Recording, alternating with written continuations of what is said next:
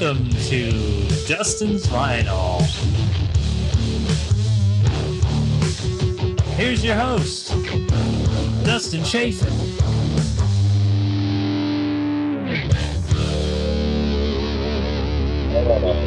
Yes. Trying to plug in my mic. I tell you, I need a roadie. Dude, I need a roadie for the show. And a meltdown before the show started. I'm yelling at Jeff because he's mad at me for being late. I'm not mad at you. Stop. Can't get my mic in. Oh, God, story of my life. We need interns and roadies. No, we do need interns. Look at this. Oh my God, this thing's broken. All right, there goes the sound for things. Anyway, I'm just having no luck. You ever feel like one of those days, Anthony? Oh man, most days. Everything's just going wrong. All right, let's see if that works. Okay, there we go. Oh yes, we're on a roll now. Hello, check, not working. There we go. Okay, yeah, this is chaos from the beginning. That's how we like to do it. So let's bring in the co-hosts. Let's bring in Adam Holtz and Jeffrey Paul, everybody. Hey, guys. Good guys.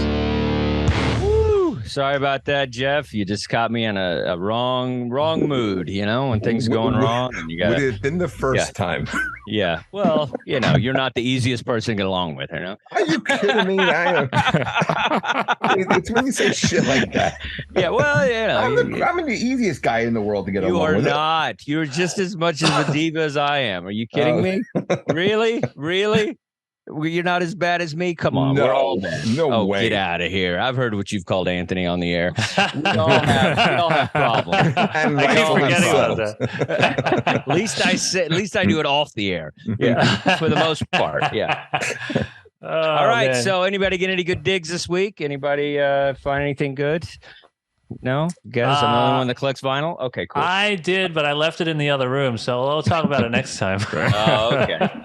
I got this Violent Femmes album. This is the classic. This as sequential, as they call it. Yeah. This is really the only Violent Femmes album that one should own.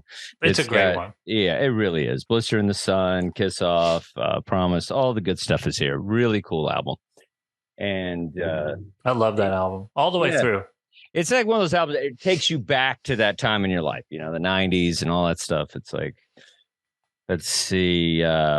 This one, I'm sure you guys are fans. Anthony is the Vaseline. Oh, yeah. Vaseline. Original print. This is worth some bucks. I love this. Wow. That's original? Yeah, it is. Damn. I think they released this. It just came out as a release, but this is a used one. So. That's cool. Original. Yeah, 92. If you know anything about Nirvana, big influence. They covered one of their songs, I believe. They covered two. They covered Molly's Lips. Actually, they covered maybe three. Molly's Lips, Son of a Gun. Yeah. Right? Is that what it's called? And then they were doing live, they were doing Jesus Don't Want Me for a Sunbeam, which I think was a song that the Vaselines covered from somebody else, but Nirvana did it the Vaseline's way, apparently. Yeah, it's interesting because they're Sub Pop, so I wonder if like that's kind of how he was introduced to them because they're a Glasgow band, I believe. Okay. And, it's interesting. I wonder if that's how the merge came together. Yeah, maybe because you think it's this romantic thing where you're like oh Kurt was like discovering this band and then he found them. And I think the records producers are like, hey dude, you'd really help us out if you covered one of these songs. I think it would change our lives if you could just cover 3 songs on your Unplugged. So pretty sure that's what happened, but it's a great band. They're really cool. I had heard them and just thought, fuck it, let's get the albums because I do that. I take risks. I'm not like you guys where I only buy the things that I'm safe that I like, but I take risks. Right, Jeff? Phenomenal dancer. Okay. I took a risk of divulging that to you. I know I've been mocked on this show. Dude, I would take a bullet for you, all right? You just got to take my moods once in a while. Jesus. What's wrong with you people? I love you. This is a weird one. I got Richard Pryor meets Richard and Willie. This is some sort of ventriloquist Richard Pryor album. I have not listened to it yet. It's got It says terrorization, hypnotization, secularization. The first side A, LA inwards, sex organs, cops, ugly chick, white dudes, white chicks. I cannot wait to listen to this ridiculous, whatever this is. I'm not quite sure, but it's Richard Pryor and a ventriloquist dummy. And how could you go wrong?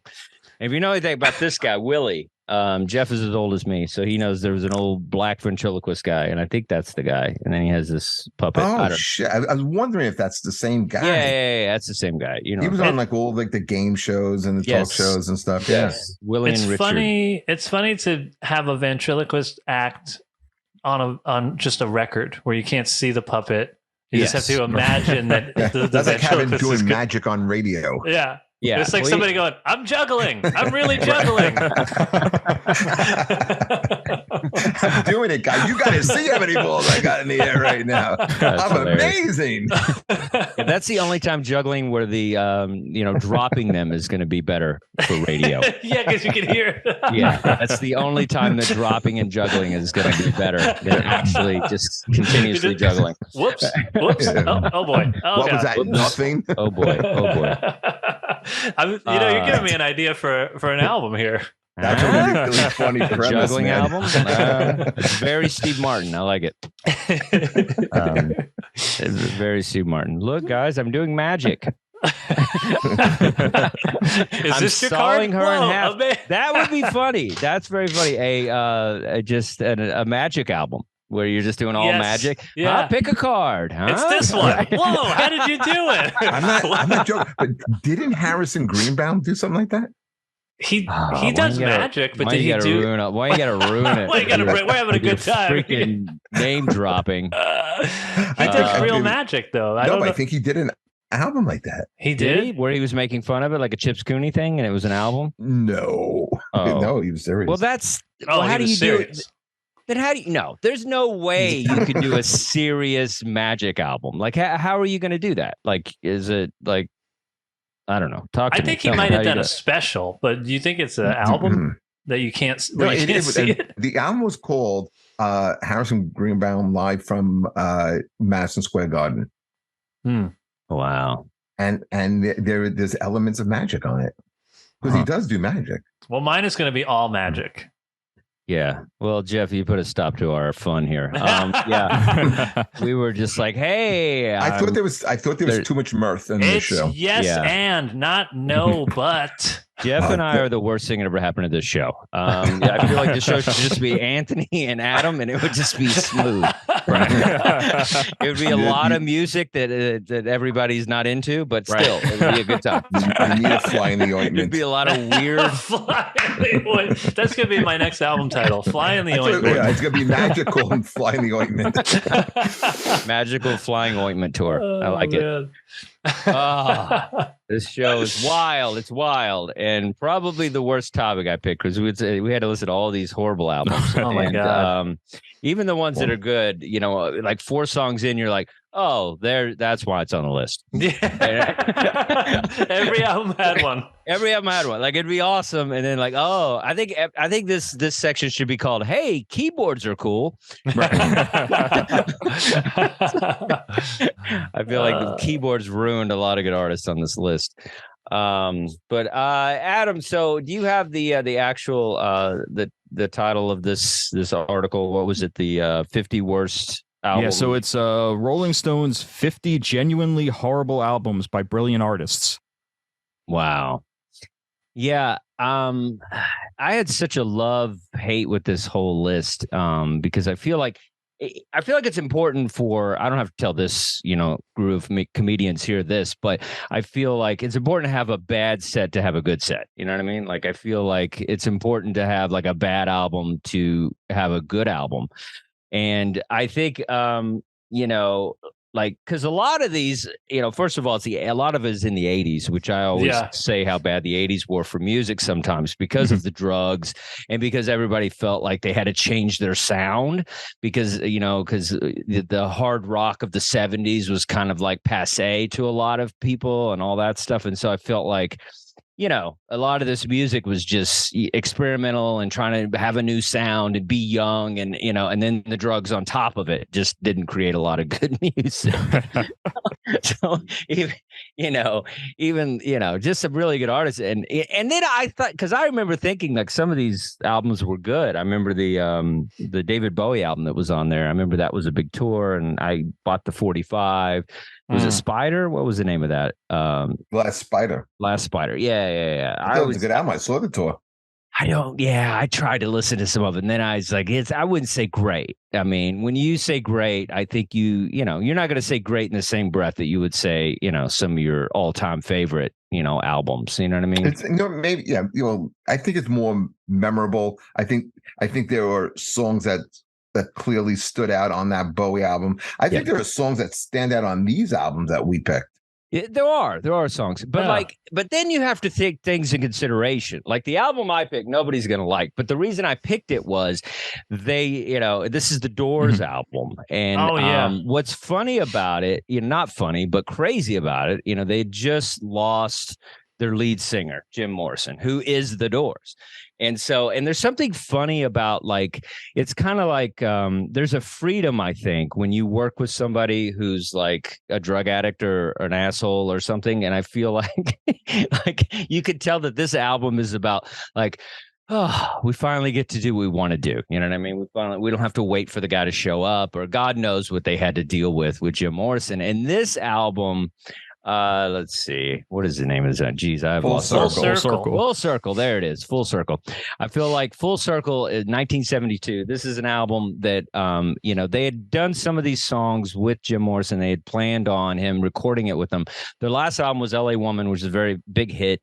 And this is the follow-up after Jim Morrison died. And I feel like there's a lot of songs on here that feel very jazzy and kind of funkadelic and weird, and just kind of, some points it sounds like Shaft, and some points, and then there's like Mosquito, which is like, is Cheech Marin doing that song? Like, it's just, it's like funny and strange, and like, I don't know, there's some freedom to this album that I'm digging. And nobody really thinks about the Doors in a jazz way, but there's a lot of their music is very jazz. That organ they used is like a very distinctive kind of jazz sound. Apparently there's a club, there was, I don't know about after COVID or whatever, but in Manhattan, it was a jazz club, and they had that same type of organ they used in all the Doors albums. And a lot of famous people would go there just for that, because of the sound of this, particular organ they play.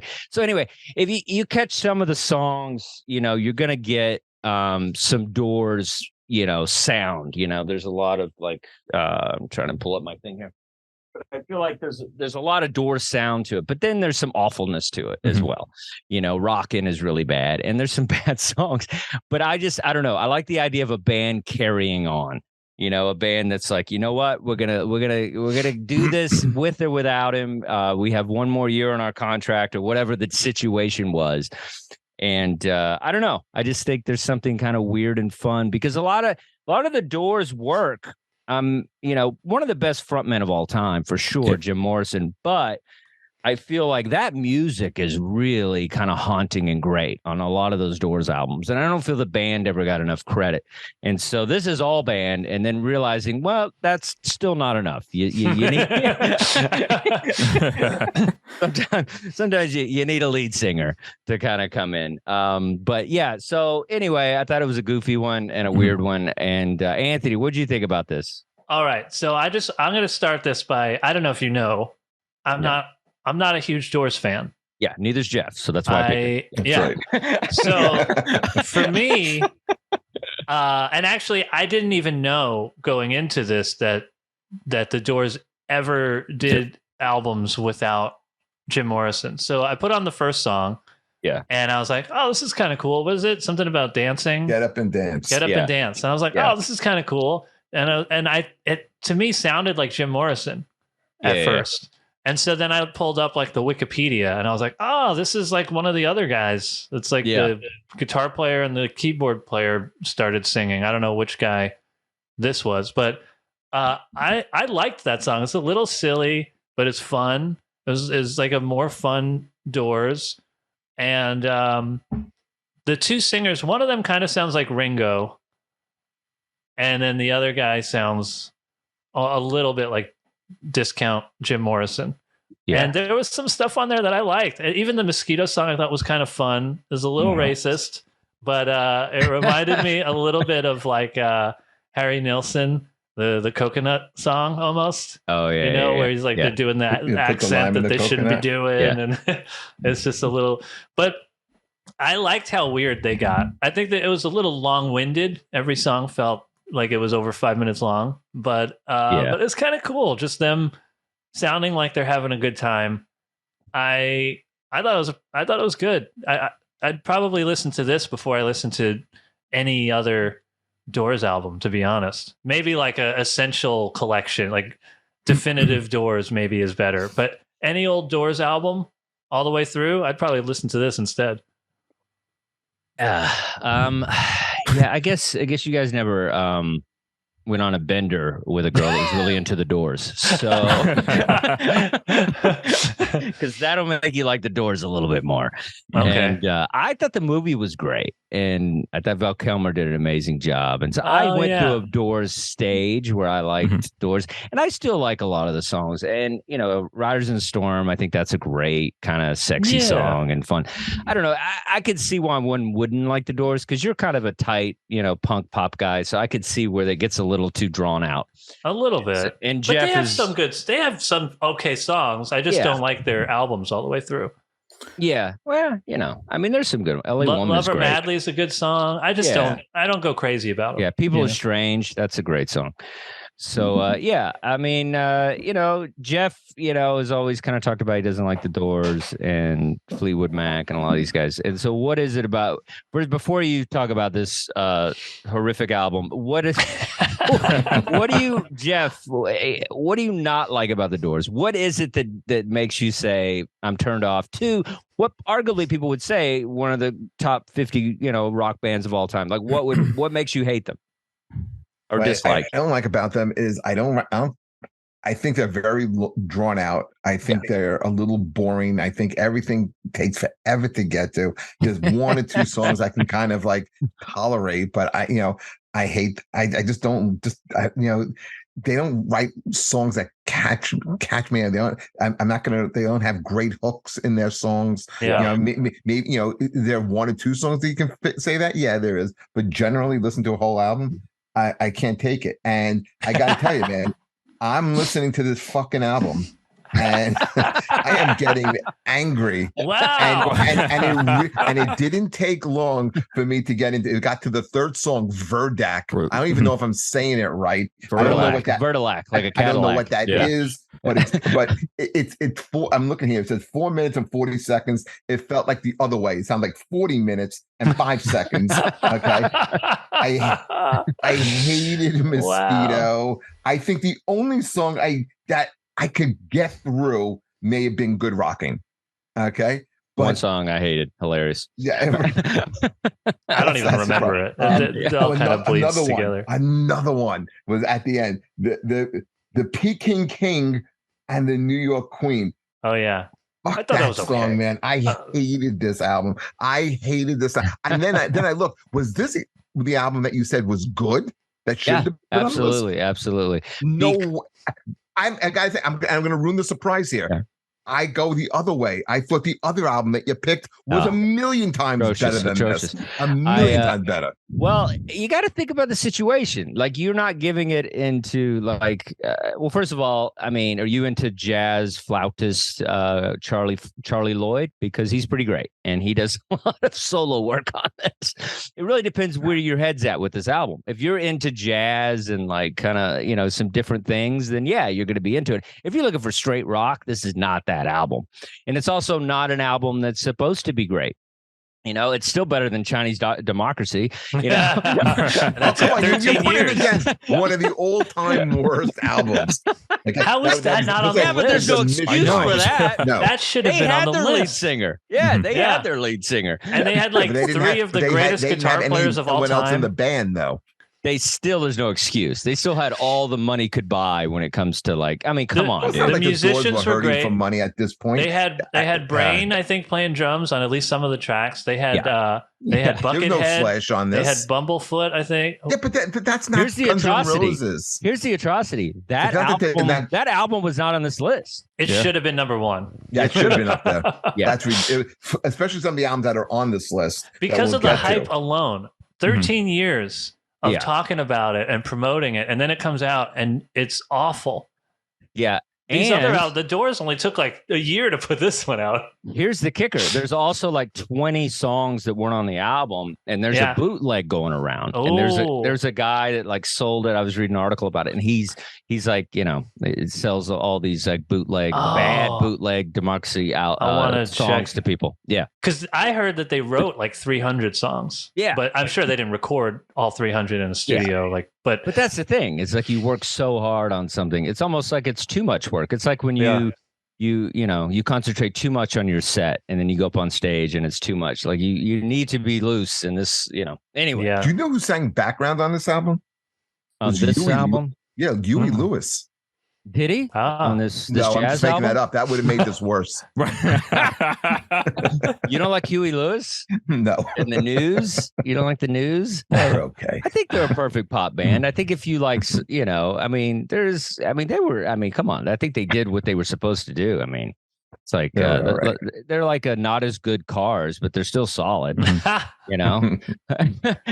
like, they're fun. I don't know. I think they're fun. They're all goofy. right. So, I mean, Adam, what do you think about this crazy album? So I went through a whole Doors phase back in college, and just like, and just like Anthony, I had no idea that they actually put out not just one but two albums after Jim Morrison passed away. Yeah. Other Voices was the other one, but this one, Full Circle, was. I think all this material for this one was actually this is post. So Other Voices was first. This is the one right afterwards, and so this was all just this was music that they had no plans to originally record with Jim Morrison on, and so I think like this album should have been. They should have changed the band name at this point. This isn't the Doors. This is. It's interesting. I mean, it's fascinating music. It's very jazzy. It's very jam band. But it's just, I mean, I could see why it was on the list, and mostly just because of the name, just because they were still associating it with the Doors. Well, Adam, would you say? Go ahead, Dustin. No. I was just going to say something about like, just because the lead singer isn't there doesn't mean you change, the name of the band. I mean, there's so many lead singers that have changed throughout bands, and they keep the name because, I mean, the sound of the Doors is this band. Jim Morrison was the lyricist and everything, but but I mean, he was such a dynamic frontman that it'd be like if Nirvana carried on right after Kurt Cobain killed himself, or Van Halen wasn't Van Halen. Right. When Sammy Hagar came on. I mean, that first David Lee Roth solo album sounds more like a Van Halen album than Van Halen's next album. But Van Halen starts to change with 1984, and they start to integrate more keyboards, and they wind up getting really away from the hard rock sound. But you said something interesting, Adam, that I wanted to ask you a question with. You mentioned that this sounded like a jam band. Would you say that this album puts the Doors in like a category of like a band like Fish or Widespread Panic or something like that? Yeah. Just this album. I mean, this is more. There's a bit more of like the Dead in it. There's more. I mean, I think this is a bit jazzier. I think it's a bit jazzier than that, but. It's almost like Frank Zappa. Charlie Lloyd. Yeah. It's almost got a Frank Zappa kind of vibe on some songs. It's weird. It's supposed to be weird, And have you heard Other Voices, Adam? No. Have you listened to that album? No, and that was the one that they were going to have. That they were writing for Jim Morrison, or at least the music was for Jim Morrison. I got a little. Okay, I mixed up the two. Okay, they did do another one after this. They did an American Prayer where they took all of Jim Morrison's spoken word and put music behind it. Oh, okay. They were like, let's backtrack a little bit. Right. We went too far. How can we make something shittier? Okay, I know what we can do. We take the outtracks.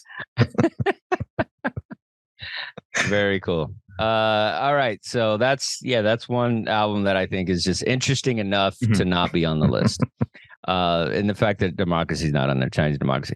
All right. So Jeff, what album do you feel shouldn't be on this list? I thought the Who's It's Hard. Now, I know it just barely made the list at number 50, but I think anytime you can have two huge hits on an album that you're playing regularly in your concert set, I don't think that makes it a bad album. I think that all of a sudden makes it a viable album.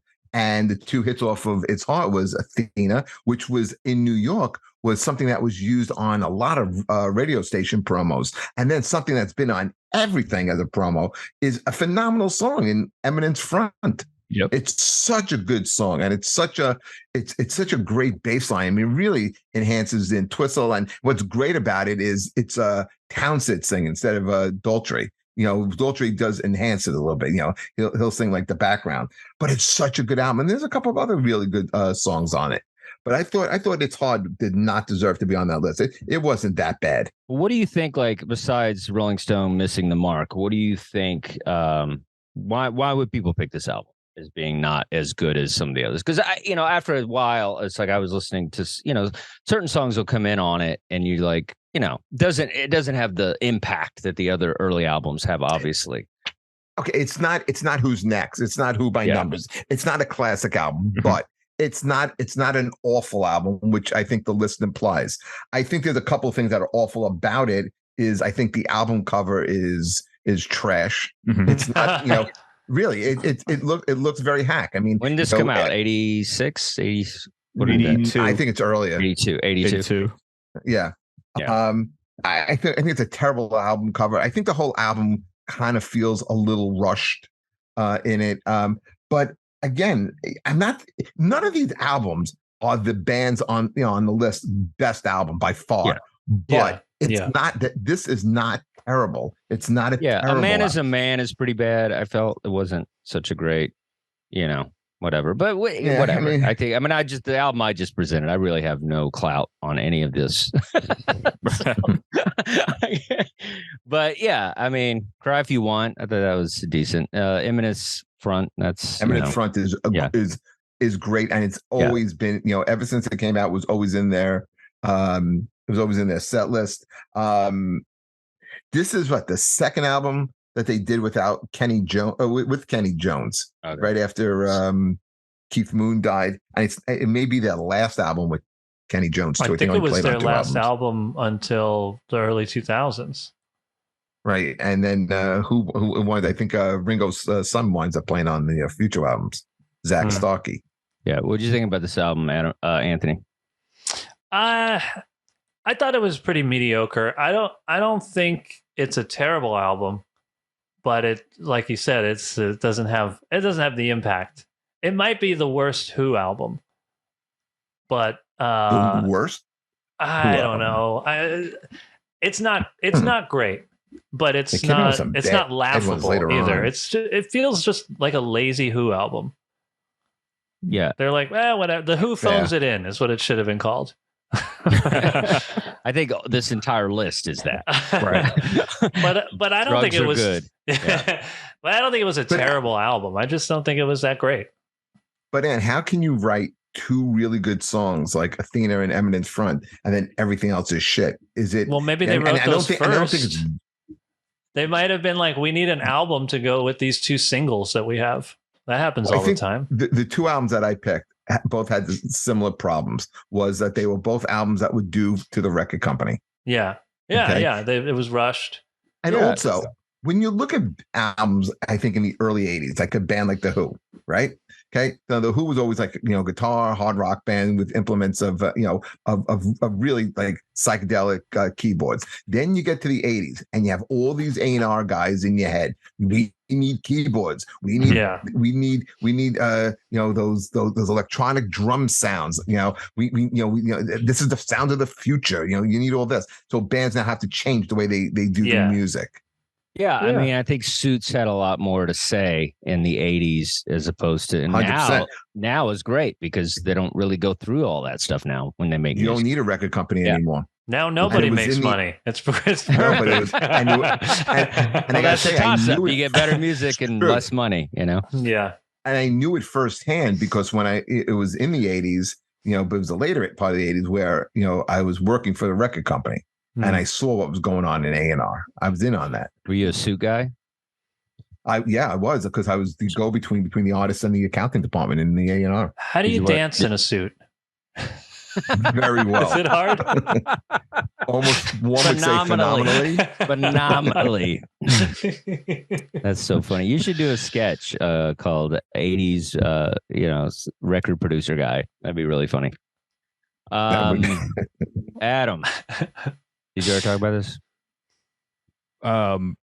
Yeah, so I enjoyed this album. I thought it was, especially the first 6 songs are pretty solid. I can see the back end gets a little bit stale, but Eminence Front is a great Who song, and Athena's great. Cook's Country.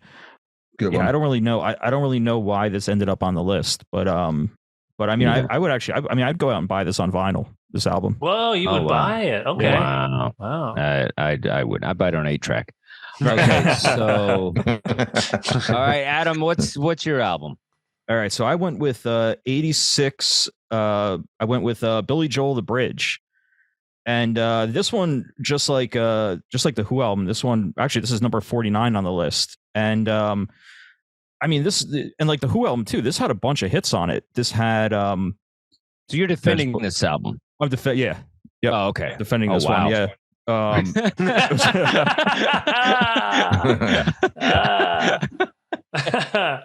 Yeah, I was baffled why this ended up on there, really? And I think, all right.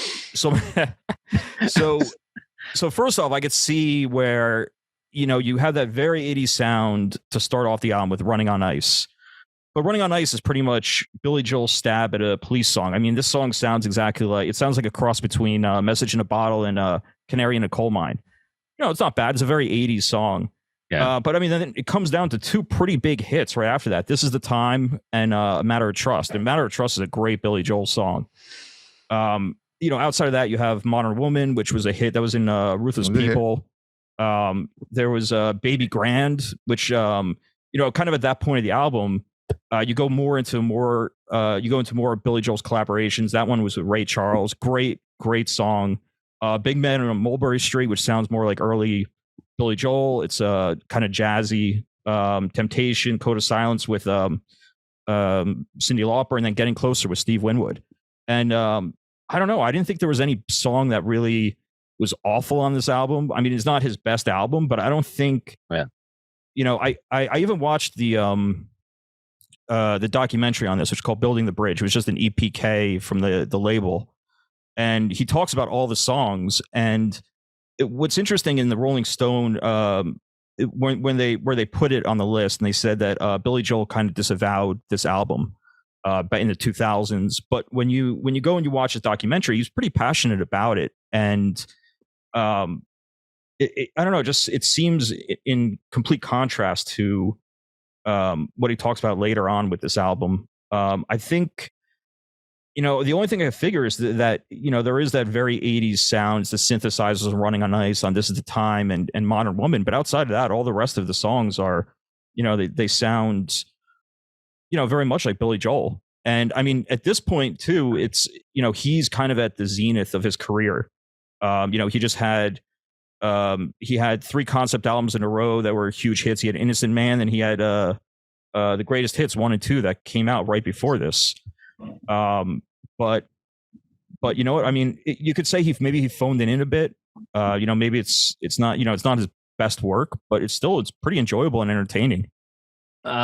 Yeah, I feel it's obvious you're a Billy Joel fan. So well, to an extent, you talk the way I talk about the Colts, and right. I get it. Like there's certain, it doesn't matter. They can't go wrong, even though I didn't like this album. I like old school Billy Joel. I feel like I was saying before, a lot of people were like, look, it's keyboards, and like people were trying to change their sound, and then realizing that it just didn't compare to kind of the early raw stuff that he was doing. So that's why he's like, oh, I don't like this album. And kind of like a Weezer thing where it's like, oh, this album sucks, and then it becomes this cult classic. Then everybody's like, oh yeah, no, that was a good album.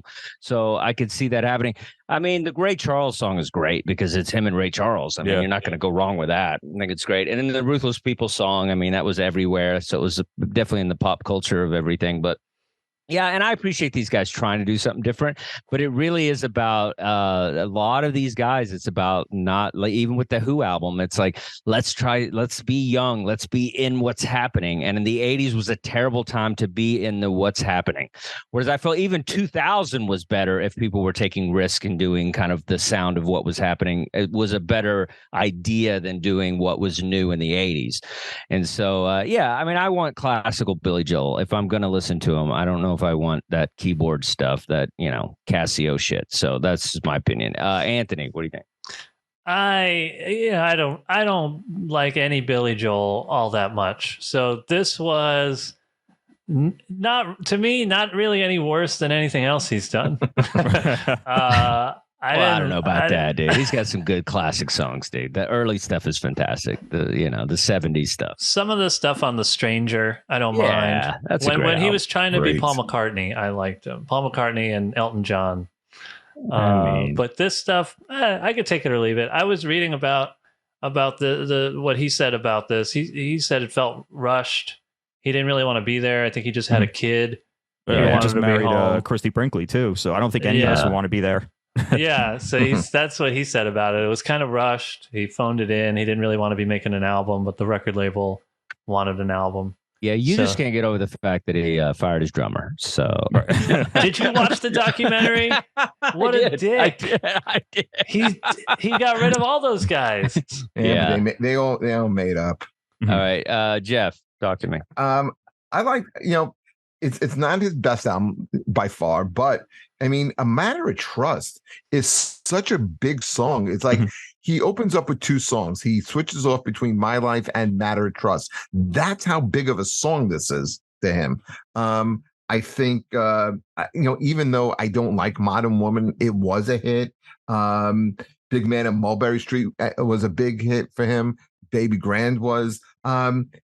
It's, again, not his best album, but I don't think it's worse than Cold Spring Harbor. I think that's a worse album. Okay, I would have put that on the list before I put this on it. This is fine. I mean, again, you have 3 big hits on it, 2 songs that he plays pretty much regularly in concert. Although Modern Woman he hasn't done in quite a while, but Matter Trust still almost every night he does this song. That's the deal. But here's the deal, Jeff. That's why there's this thing, not that he is at all, not in any way, shape, or form, but one-hit wonders and things. I mean, those are, sometimes a great song can be on a bad album, where it's like, because I feel like an album is supposed to be a piece that holds by itself. Like that's what Guns N' Roses' Appetite for Destruction is the only great album they ever made. And so I feel like they're chasing that dragon. And so it's like there's sometimes an album is supposed to be top to bottom, in my opinion, if it's to be a great album. So you'll get some good songs. You'll catch a good. Yeah, I don't think, again, none of the albums that we're talking about today, none of them are great albums, but they're not. There's one I liked. And we'll get into that. There's one I like more than others, but when you look at that band, it's not even close to a top 5 or a top 9 album. Yeah. But I don't think this album is so bad that would be on a top 50 list of all, because I could probably find if you're I think it should be on it. If you're like a truest, because when he plays A Matter of Trust, he's not playing it like he's playing it on this album. He's playing it old school piano style. Like he's not. I'm sure he's playing that song in classical Billy Joel fashion. He's not breaking out the Casio with Vangelis. You know what I mean? Like he's doing it just regular. Does that song have a Casio in it? Doesn't it have Casio? The first song does. No, This Is the Time has it. No, I'm talking about Matter. I'm talking about Matter of Trust. Okay, and that's just a classical Billy Joel sound. That's just a regular sound. Now, his stuff sounds much better live. Like a song like Miami 2017 is a much better song live than it is on the original recording. But a lot of bands do that. Kiss Rock and Roll All Night sucks on the original recording, but live version, fantastic. Oddly enough, the live version also recorded in the studio. True. They did. They added the guitar solo in the studio. It's the worst. All right. So, Anthony, what do you got? All right. So I picked, I believe it was 1997's Aerosmith 9 Lives album, which I bought on CD at the time. I actually had 2 copies of this because the original artwork was considered controversial, and they had to change the artwork. And I had both copies of this album.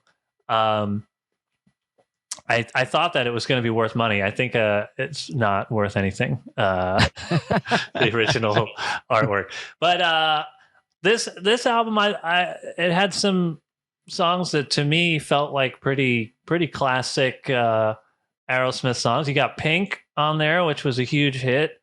I think they won a Grammy for that, right? Is that what you said, Jeff? Big MTV song. And 2 other really big songs that got MTV play. Hole in My Soul got some play, and Falling in Love is Hard on the Knees, which is like pretty classic Aerosmith type song, and it was everywhere.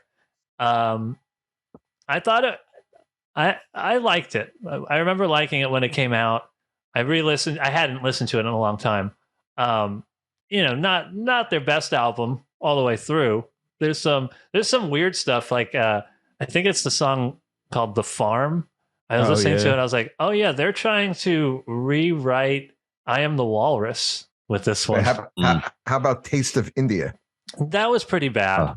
That was weird. But you know what was cool? I don't know if you guys remember this, but the CD, remember CD-ROMs?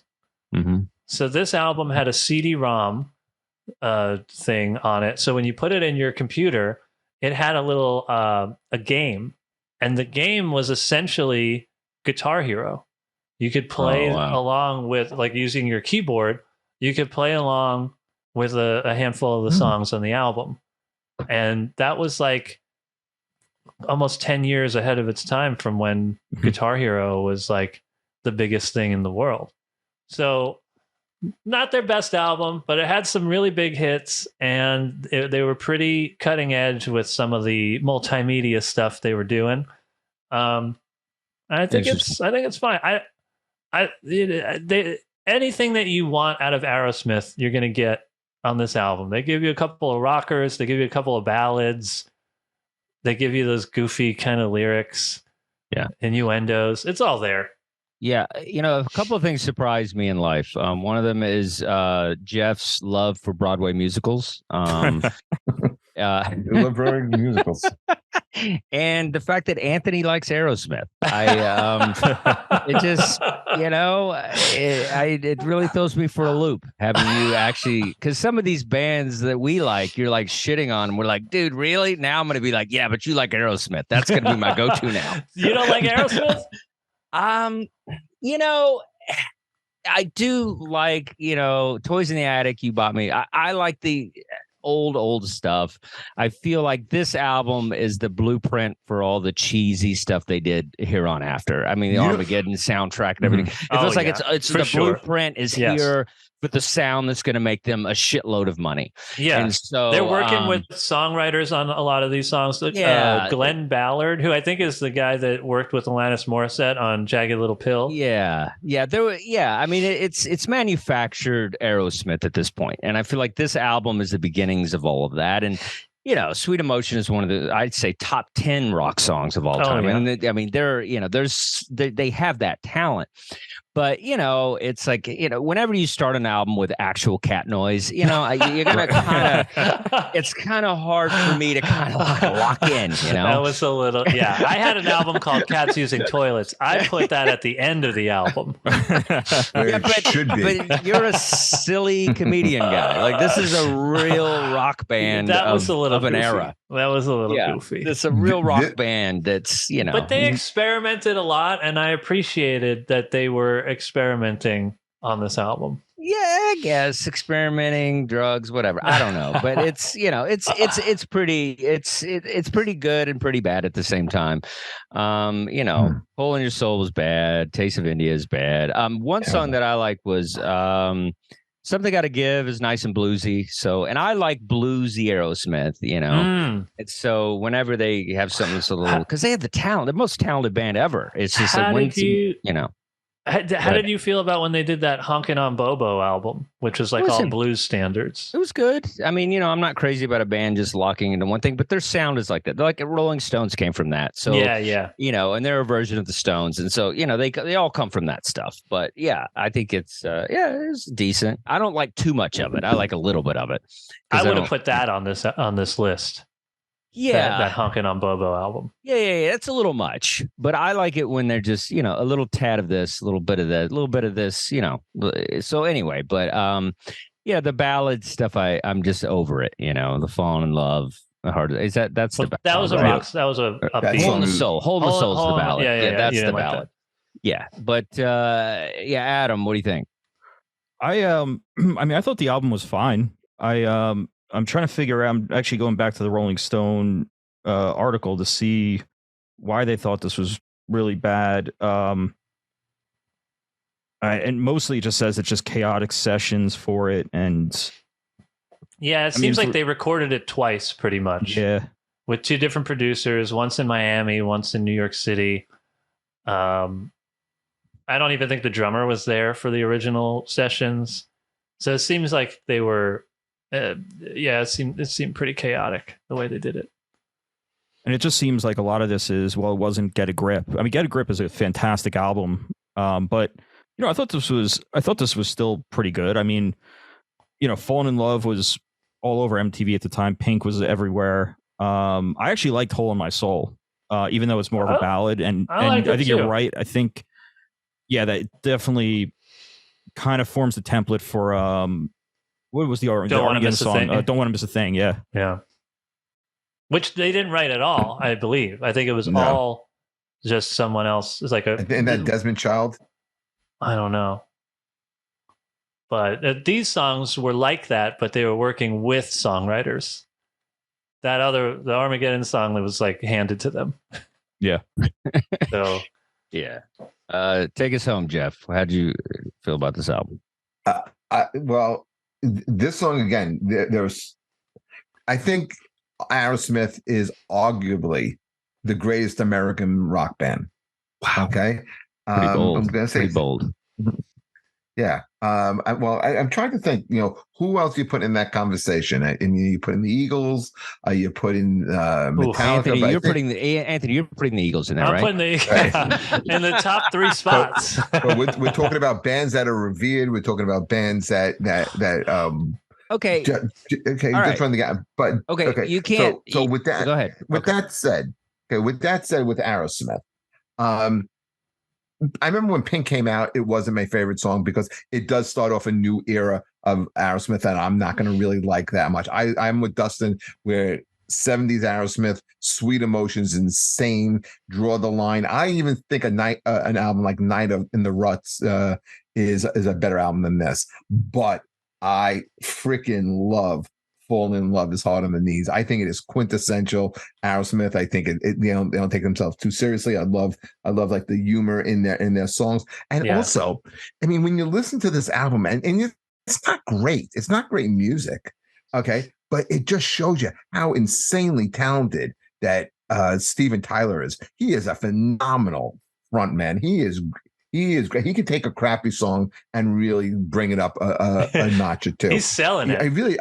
He is, man. No, he's good. I mean, the guy could sing the phone book in my opinion. I think he's great. I thought there were weird songs on there. I hate, you know, as soon as you start with the cat noise, I didn't like it. And Taste of India. Okay, we get it. You know, it's a song about India, but you know, you're not Indian. You don't go there. I thought that song was just a waste of time. Yeah, it's not great. It's one of the low points. I got your next single. I think you need to sing from the phone book because everybody always says that. This guy can sing out of the phone book. He's so good. And then I do it. And you just do it. And you just like read down, like you got to find a phone book first. Yeah, that's not going to be easy. That's not going to be easy. Jeff's got a few in the garage, but we can send you some. I got to get to the top shelf. Exactly. That's a good idea. It's interesting because you said it's one of the greatest bands. I don't think of Aerosmith like that because I feel like because of the fact that they try to do the manufactured stuff. It's the same reason Bon Jovi misses the mark after Slippery When Wet. I feel like it's just they tried to do this thing that got them there, and they want to stay there so bad that they do these ballads and stuff. But I don't know. Bands that go heavy on the ballads always lose me. Who's your top three American bands? I mean, the Beatles are American bands. Okay, that's tough when you go American. Nirvana. Over Aerosmith? They're not top. They don't have enough. They made an impact. You got to think about catalogs. I'm thinking about impact, and that's why I'm going to eat. That's why I go. I think no, and I appreciate you saying that. When you say American, it changes the whole game. Exactly. That's what I'm saying. Yeah, I know. Nirvana, I'm agreeing with you. That's what I'm saying, Dustin. I'm agreeing. Man, I guess. Let's America see. Let's get into it a minute. American bands. You don't agree Ramones and Nirvana? Green Day. I guess Guns N' Roses would be in there. I guess three albums. I was thinking REM too. Who's got 3 albums? Did you just say REM? Yeah. I am going to drive to Jersey and pull your hair out. Are you out of your mind? You're going to put them over Aerosmith? No, I'm just saying in that list. I don't know if Cheap Trick. What about Cheap Trick? They're great, but come on. Did you hear the Doctor? 3 songs? Yeah. Did you hear the Doctor? The first 2 albums I love. The Cars? Oh, the Cars. Yeah, the Cars. Yeah. The first 2 Cheap Trick albums are incredible. Masterpieces. Dude, Leonard Skinner. Come on. Love Skinner. Yeah, Leonard Skinner has got to be up there. Don't have but Allman Brothers? Up there. All right. Okay, I'm looking up a list here. I got the top 50 right now. Let me jump to the top. I'm going to jump to the front of it. Let's see. So we got I'll go to number 10. Let's see. So number 10 is Simon and Garfunkel. Oh, okay. They're not a band. Yeah, they are. Yes, they are. 2 people makes a band, dude. No, but they don't even play instruments. All right, number 9. One of them plays guitar or something, right? That doesn't count. They both play guitar and they both sing and they're both very, very talented. Get the fuck out of here. Mrs. Robinson is like amazing song. No, it's a great song. I love it. All right, so we got number 9, the Eagles. Trouble. The Eagles. The Eagles, yep. Now you're number talking 9? Language. Number 9. Yeah, okay. Number 9. All right, you know who's ahead of the Eagles? Number 9. REM. Metallica. REM. 8. Shouldn't be. But... Yeah, REM's great. They got the catalog. They made an impact. Yeah. I'm not a big REM fan either, Jeff. I'm not.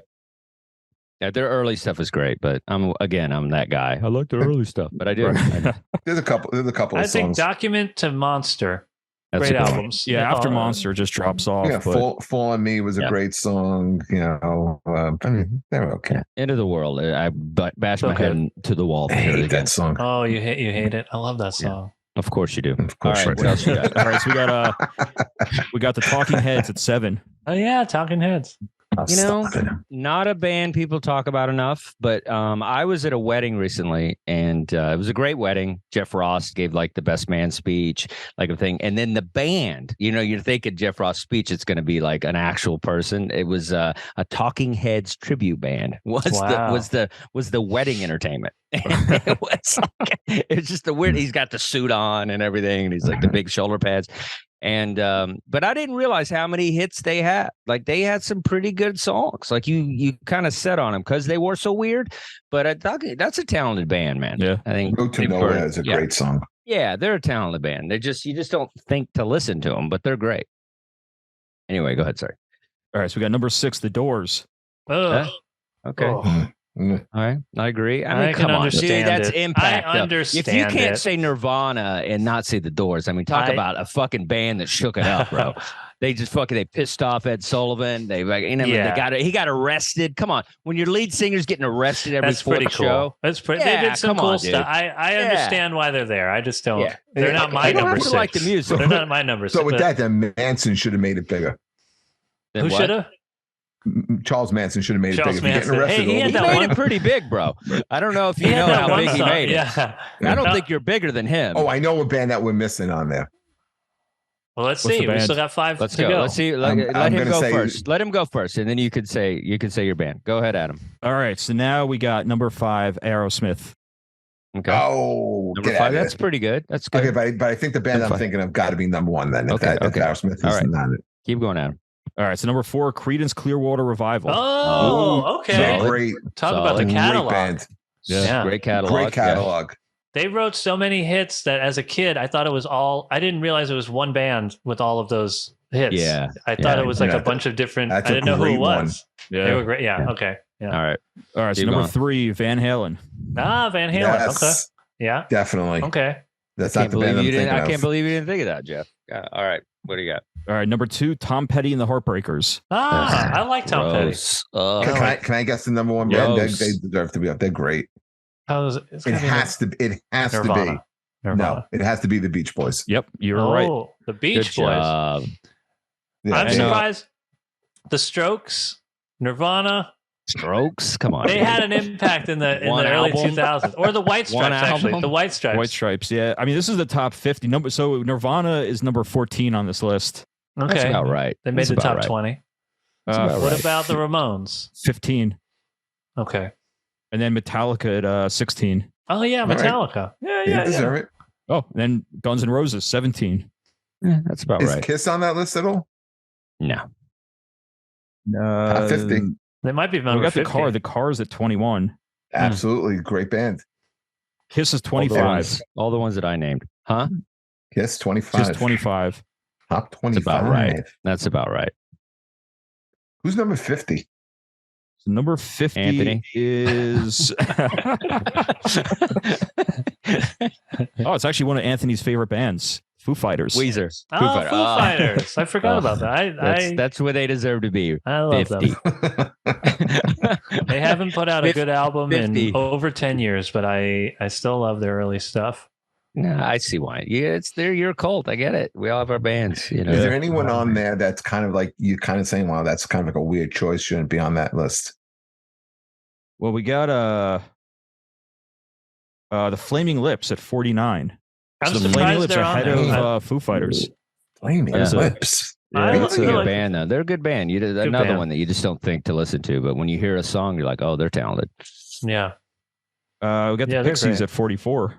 Okay. Jeff loves that. I do not.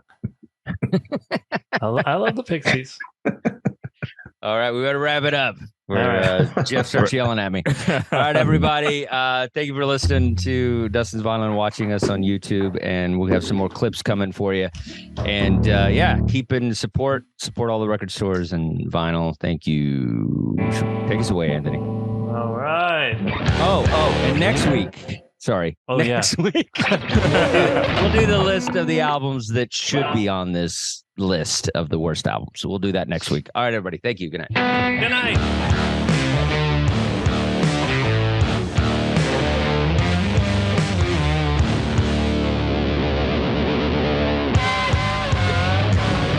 Yay.